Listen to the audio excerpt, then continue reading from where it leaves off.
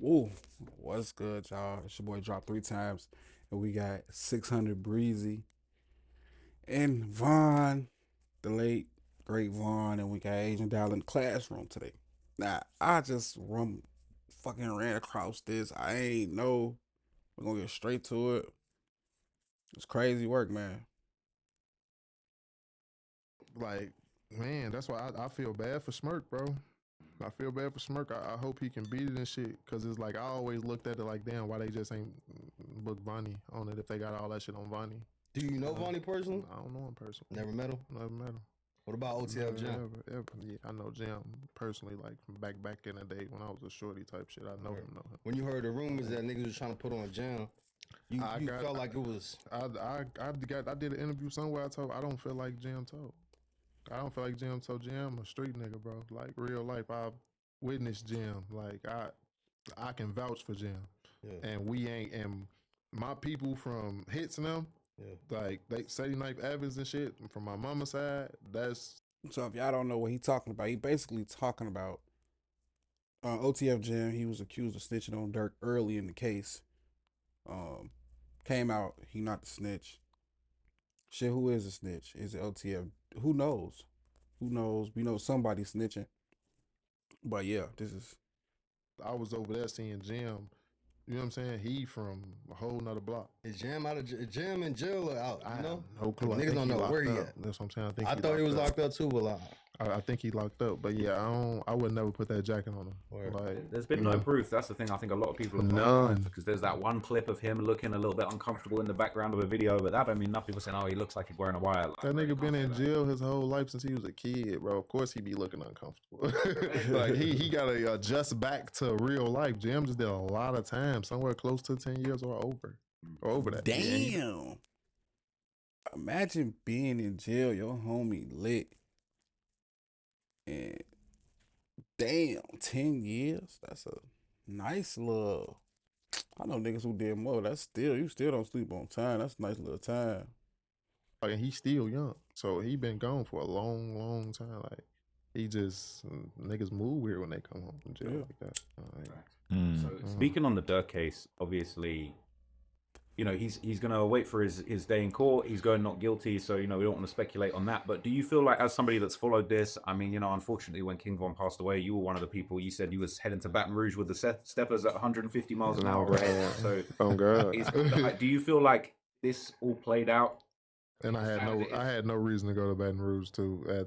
They didn't have nothing to do with it. It was just emotions. The niggas was moving fast, and I was already down south, so it was like, oh shit. But because Mimo trying to act like, no, I had to go there anyway. I was doing something else. He's like trying to act like it was a that was coincidence. Savannah. We went to Savannah. We went to Savannah a few times, but like. Yeah, that Baton Rouge ain't got shit to do with nothing. Like we ain't into it with Young Boy, none of that shit. He did Von songs, whatever, but they didn't do nothing to nobody. So me even was headed to there, it was just emotions though. Like it was just emotions type shit.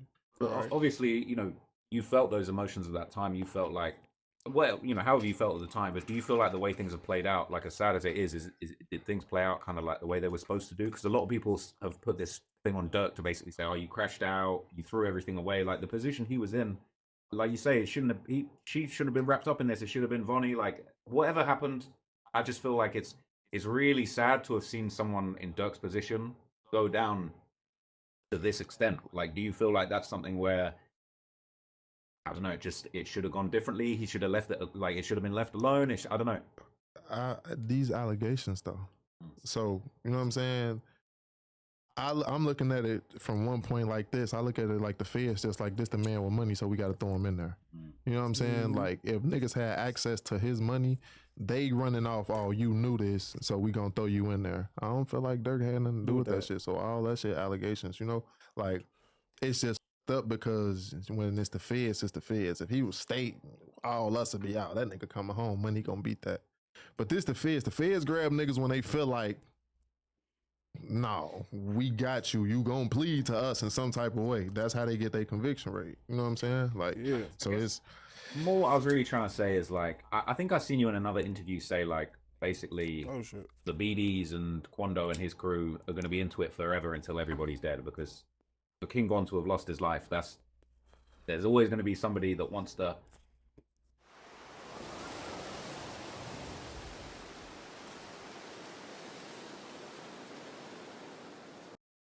That wants to slide for Von or whatever. It's gonna be a hereditary beef. It's like Chicago. You got to think.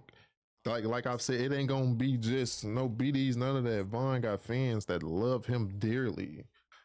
Probably niggas in Savannah that are beef with they niggas just because they was King Von fans, and they'll really have a bloody war at home with some niggas that love a nigga from a whole nother different city. So it's like that shit's gonna be like, that's a story to be told in the history books. That's never gonna go nowhere. That's always gonna be, you never gonna be able to see Savannah niggas and Chicago niggas that got anything to do with those two parties anywhere around each other. Something gonna have to happen every time. Let me ask you this: all these years later, like now that we look at it in hindsight, what was Von and Young Boy even beefing over? From your eyes? From my eyes, it looked like bitches. It looked like food, because I personally seen him walk in the house with one of his bitches that he loved dearly before. So I just felt like it was females. Yeah. It was never, there wasn't no street shit, it wasn't nothing else. It was great, had to been bitches. Von came out a super gangster, you know what I'm saying, handsome nigga. It was taking young boy hoes. Damn. Hey, they was beefing over bitches. That shit crazy. What's that girl? The girl he ain't get over with, that light skin one? I don't even know her name. I'm gonna say I got something I want to ask. I was gonna say some shit. All right, go. I don't even know how to say it, bro. Is it true you smashed Asian doll? He asked Breezy, is it true he smashed Asian doll? This is King Von bitch. One of his bitches. He went left. Oh shit! That nigga just snapped. Hey yo! I'm just impressed by your interviewing prowess right there. He just lost his shit. She must be a what? God damn! Listen, I'm not. I promise, Asian doll. I don't want no problems with you, woman, lady. She cool in my book. You know, that's, you know what you. She got a whole song saying, I'll tell you, like, if you know your home, you know. So I ain't gonna speak on it, but that was before or after Von dated her? This was before. This was before. This when she still had what was wearing the beads and barrettes and shit. Okay, so he smashed Asian doll before she even met Von. Before they even got linked in. She really is the queen of drill. You know? Like, they said she is the queen of drill. Adam funny as hell. It's like 2016, 15. It's back then, so it wasn't no recent shit like that. Right.